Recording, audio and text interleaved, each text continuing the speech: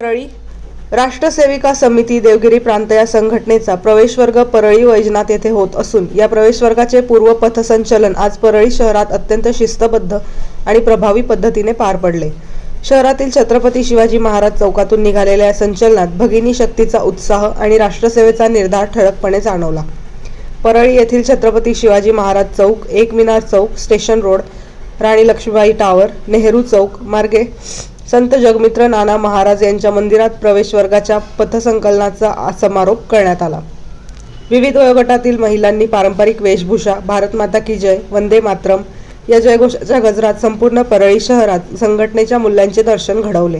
या पथसंचलनाने शिस्त, संस्कार आणि राष्ट्रभक्ती यांचे त्रिवेणी संगम साकारला। शहराच्या प्रमुख मार्गावर नागरिकांनी पुष्पवृष्टी करत उत्स्फूर्त स्वागत केले। अनेक ठिकाणी रांगोळ्या, पताका व पारंपरिक ढोल ताशांच्या गजरात सहभागी पथसंचलन करण्यात आले।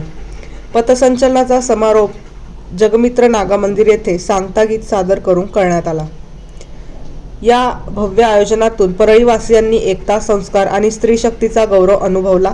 राष्ट्रसेविका समितीच्या या संचलनाने परळी शहरात राष्ट्रनिष्ठेचे नवे स्फुरण भरले हे मात्र नक्की।